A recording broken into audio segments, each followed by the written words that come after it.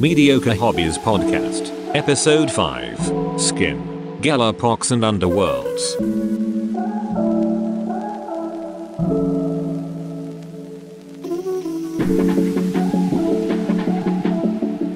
I like the look of your Galapox.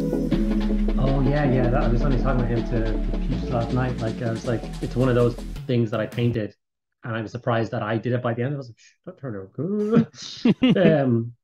When you have one of those times, like I know what my painting level is, and when I finished that, I was like, that that looks above average for what I can. So, but I nearly made a mess of him at the start Oh, really? because he was green plastic, and because they're like Geller pox, and I had Nurgle on my head. I Yeah. thought they had green skin. And I literally went to like get some green contrast and start it. And then I was like, I better check the website and see what color like their robes and stuff are because I was getting the paints ready. And I clicked the picture and I was like, skin color. And I was like, oh, thank God I checked that. Yeah, that would have been interesting. Yeah. Not No, it bad, just looks like but interesting. no, yeah, for sure. They're different. They're different. Yeah, you're away yourself, were you? I was in Cardiff for work. Flew over Sunday, flew back Thursday afternoon in like a plane that holds about 17 people. Went to Firestorm Games. I don't know if you know Firestorm. I know of Firestorm Games. I know it's Yeah, quite a spectacular place, is what I've heard. it is. Yeah, so it used to be in the nicest possible way, shithole. And they had an old warehouse thing not far from the train station. I was there for 2 or 3 events. I must send you a picture of it. I have a best sports trophy from a team event that we went to years and years and years ago. Because we're cool. Didn't even come last, Andy. Didn't even come last. Cool. Yeah, exactly. But like really like not a great venue, but it was nice. You know, it was clean, big tables, lots of space, but it was a bit of a shithole at the same time. Yeah. During COVID, they went and they bought what was a car dealership. And so now it is like all glass front, mezzanine floor, huge amount of space, really well stocked, everything. Like you name it, they have it. Everything from like X-Wing right the way down to like individual tufts from some of the brands. The only thing I didn't see was like Green Stuff World. But I might have just missed it. Like there's so much stuff there. Well, I say, I don't know how that works nowadays with like, there's some companies like most of the companies that are on their shelves are from either America or England because England is the mecca. But with Brexit, all those ones are like, oh, British World is Spanish. So I wonder what the imports and stuff are like for that. Maybe that kills their margins for like all the little products and stuff. Yeah, maybe. I think Green Stuff World is relatively cheap from the supplier side. I think they're fairly good. Yeah. And I mean, honestly, I don't know. But the store was lovely, and I bought two boxes of Warhammer Underworlds because we're doing Mordheim for one of our friends' birthdays. So the reason I want to ask you about the Galapox is I've got the Exile Dead, which is the kind of zombies that have electric things in them. So I wanted to talk to you about painting skin. So the Crimson Court are absolutely stunning, and I remember the Exile guy. They have the Necromancer and then the bunch of zombies with the coils and stuff. Correct. Yeah. So I want to paint him like that Necromancer has essentially a flayed skin jacket, and so everything around him is flayed skin. So I want to talk about painting skin, because I was kind of painting him today between meetings, and I was kind of like, well, I could just look up I think Fabius Bile has a big old skin. Yep. But I was like, I could just talk to Andy and see what he says. Let me pull up a picture on just so it'll be easier if I have some form of reference in front of me. Nice and simple though. Like he's a cool little model, and then a bunch of zombos, and then a vampire, and then I'm going to go and buy a box of zombies as well, the newer zombies that just come out recently, so I can lose my first game and then bring out about 12 new zombies. I love them. So I painted, I think I had 2 squads of 40. I painted 80 of them in one sitting. Oh wow. And it was just the easiest thing in the world. And they actually look really good. They don't look super speed painted. I was like, gee, turned out well. He's wearing a skin face. Yep, skin face. It's not. Yeah, it's great. He has an Ossiarch Bone Reaper gem and stuff on top of his staff. Interesting. Yeah, he's got a weird. I don't know. I don't know how he works in the game. The cards I have will go in the recycle bin, to be completely honest. Underworlds is great, but I lost interest after season 1 just because there was too many cards you had to buy. I never even got into the game because of the way they pitched it, to be honest. Oh, Like really? I thought it when was they good were fun. bringing, yeah, it was just they were like, we're making this game for the competitive scene. The people who really like competitive play will love this game. And then I was like, that's just not me. I'm not, it's Yeah. not for me. They do make the most fantastic miniatures for fantasy. They're just, I forgot how good the kits were as well, because obviously I've yeah, built lots of kits, but the push fit on these is just mental, mental good. yes. That they're a mix. Like the guy with the halberd is looks like one of the guards from Curse City. Yep. So basically, in more time to go back 400 years, you get a vampire. You can have a Yeah, necromunda. You can have a necromancer, which is obviously that chap. yeah, You can then have what are called dregs, which are kind of like the guys who follow the necromancer and vampire, but are still human. So I'm going to use that yeah. skeleton guy with the halberd for that, and then the rest are zombies, except for that guy who's very clearly a ghoul, and he's going to be a ghoul. The guy who's Crouching down. like got a small left arm, yeah, crouched down, small left arm, Oh yes, I didn't even notice a small there. Yeah, he's a perfect goal. yeah, and that's essentially 500 points. Painting skin shouldn't be too hard at all. No, Like, so what I've done so far is I've done contrast, and then I've given him a wash with old wash because that's what works, and then yes, I've kind of gone over it again with have it here in front of me, Bugman's Glow as a like just to kind of smooth it, and yeah, then I've gone with a little bit of Druchii Violet on the stitching, and then I've gone over the stitching with white lines to obviously do the like I stitching. in my head as you were talking about that, that sounds fantastic. Like that, like if you don't want to go mad and do lots of highlights and stuff, like in my brain tells me that that's at a really good standard right now. Are you not Yeah, it's happy not with it? bad. Well, I'm not gonna. Oh, I'm not gonna repaint it. But what I do want to do is get slightly more from it. He's very pink is the problem. Not obviously overly pink, but he's.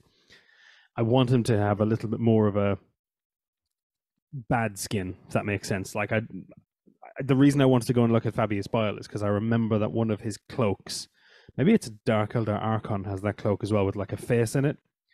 And I remember from one of the painting tutorials on that where it's how to make the skin where it's sewn together look like it's bruised or It's damaged, sore, or yeah.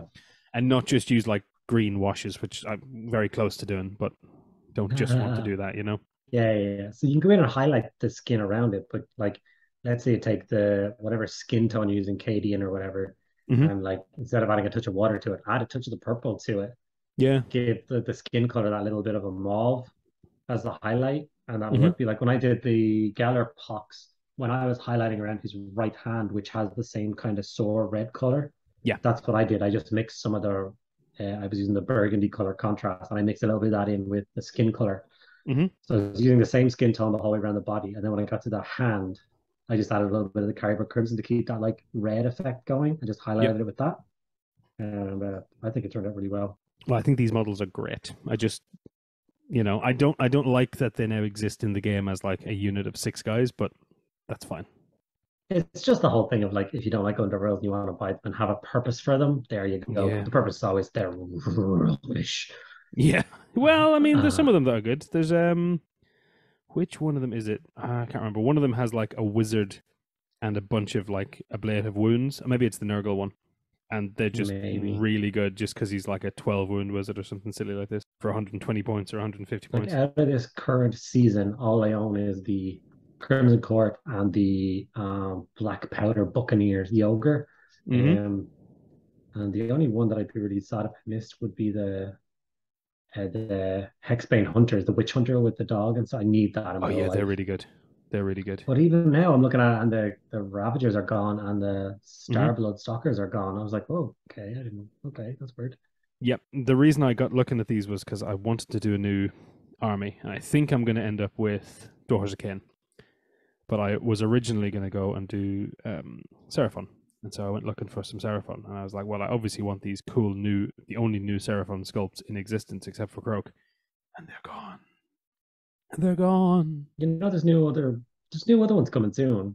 Yeah, but Like they're in the new Warcry. They're going to be out. Did you see that? Warcry Seraphon. Nope. So in the reveals at the end of Warcry, the last Warcry trailer, Hmm. Like the little hint at the very end, the kind of like after credit thing was like a tree with a new chameleon skink spitting and thing in that. You could see it Oh, very very clearly that. nice.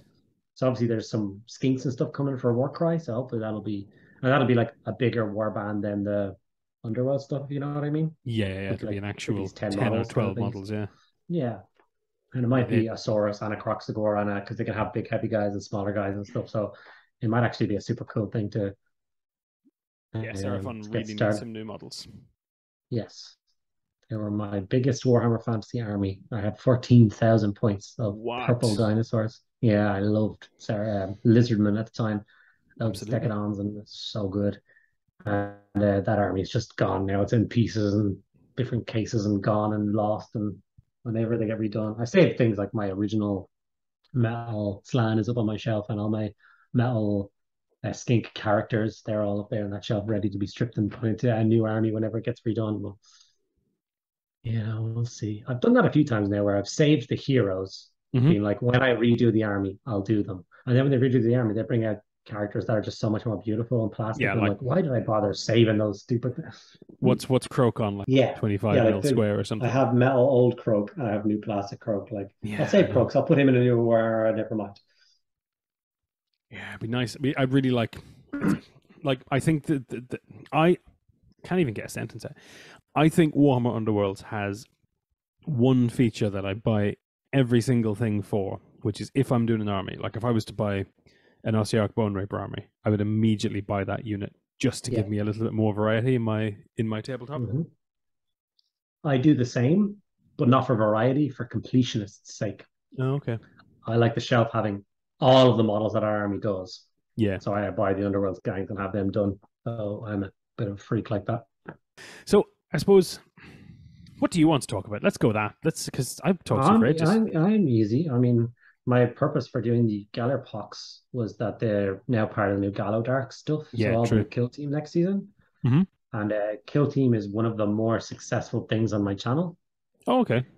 So I've done a bunch of videos on all the different kill teams. I actually missed the last kill team, the one that had the Chaos Cultists Yep. and the Marines, the Inceptors with different parts. That I didn't get that one, and I didn't do it. And I actually got loads and loads of comments being like, "When's the kill team videos dropping for this season of kill?" I was like, "Oh my god, people are literally following along for me to do the." So I felt bad, but I still didn't do it. Unfortunately, I didn't get my hands on a copy of that.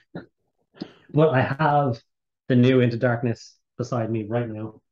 And while I was waiting for that to arrive, I was like, what can I do now? Well, they've added the old Star Strider Hmm. guys and the Galler Pox back to the website for the new Galler Dark. So I have those miniatures already because I bought the Rogue Trader box when it came out. Yep. So I was like, I can get a head start because some people will not have ever heard of the Rogue Trader box. They didn't know it existed. They don't know these models were released before. Hmm. So a lot of people would pick them up for the first time. So I decided to get a head start on the new Kill Team playlist by getting these two guys done, and I've thoroughly enjoyed doing them. And I've actually got lots of nice comments, and even loads of nice comments on the Gallerpox one, being like, I've had these guys in my wardrobe for 4 years now. I'm finally breaking them out because now I know how to paint them. And I've had a bunch of people asking me, like, I can't wait to see your Gallo Dark videos. I hope you're doing a scenery one. Because usually with Kill Team, I do 3 videos. I do a video for each side. So, for Yep. instance, for the new box, I'll do a Kroot video, I'll do the new Breacher video, and I'll do the scenery video. And that's like, you can now paint your entire box out using these 3 videos. So they will start from next week. Amazing. So How have you built any of it yet? no, when I finished this podcast this evening, I'm actually going to be building the Reachers, I believe. Okay. And then on my Twitch stream on tomorrow night, Tuesday, I will be building the scenery on stream. So it'll be kind of fun to see how it all fits together and works and the doors open and close and stuff. So I'm very excited. Scenery, I am very, very interested in. I think it looks. I really hope it's something that lasts because I think it's one of those things that I want to buy for the next 20 years. Yeah.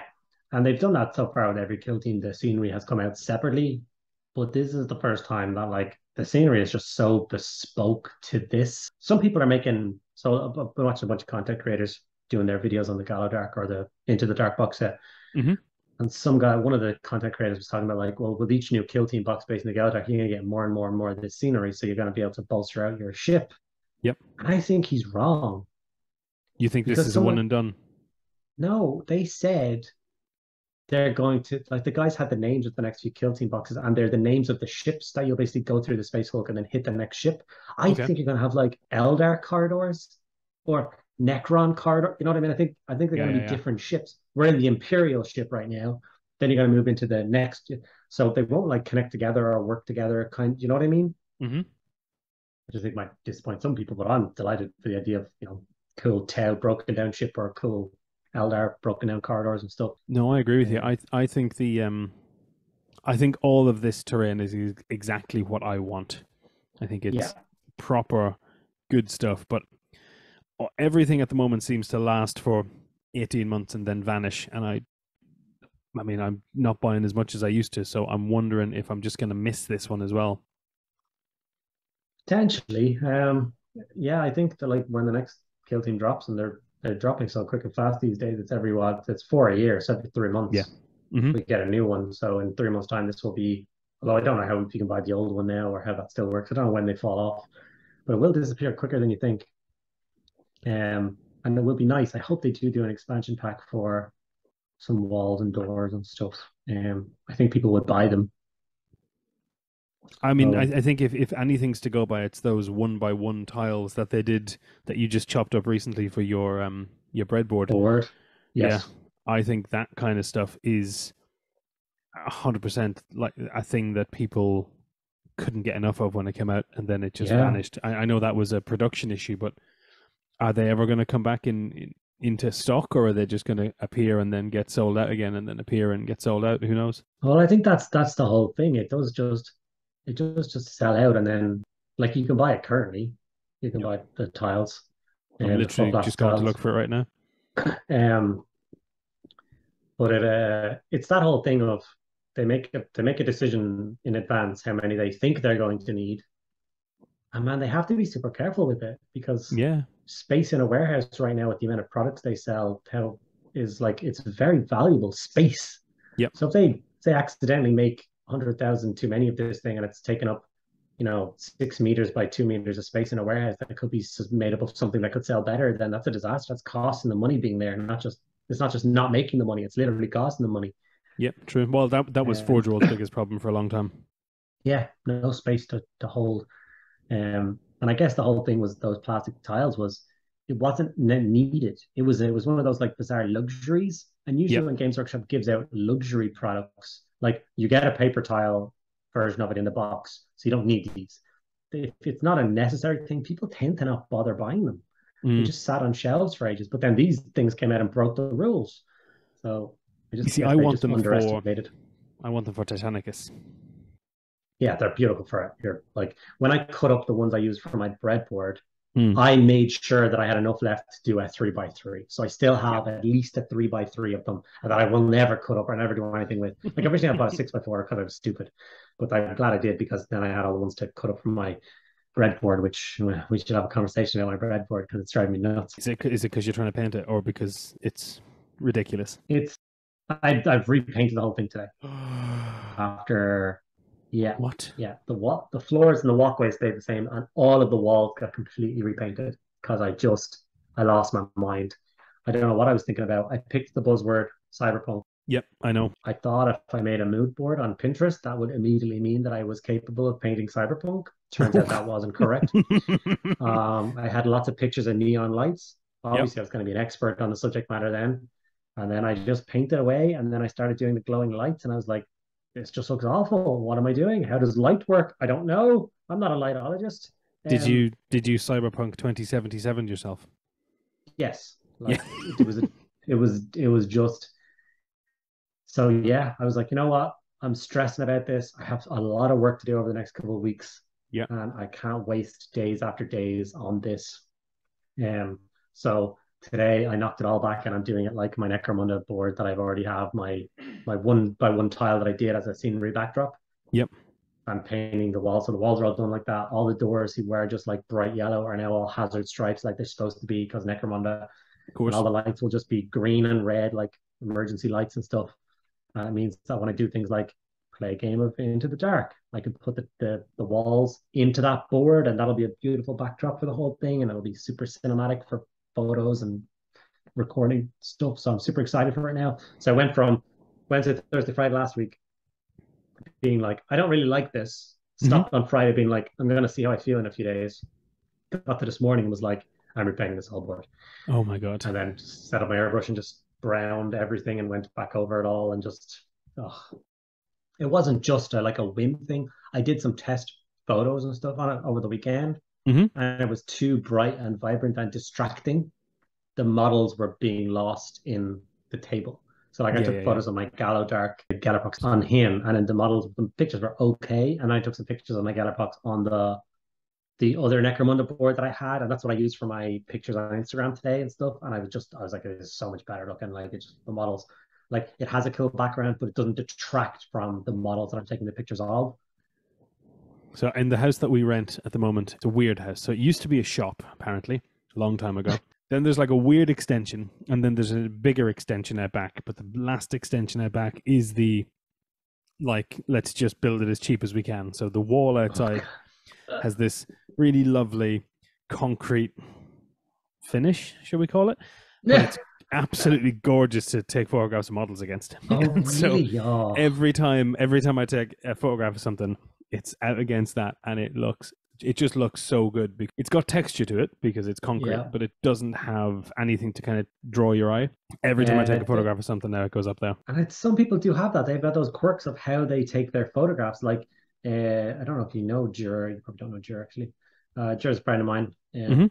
Shout out Jur. Hey, buddy. He takes all his photographs and he sets up these beautiful boards Yep. out his back garden. And he has some like MDF tiles and stuff. And he has crates and barrels. And he just goes out and he sets it up on a nice day and takes epic pictures and then posts them on his Instagram and stuff. And it looks fantastic.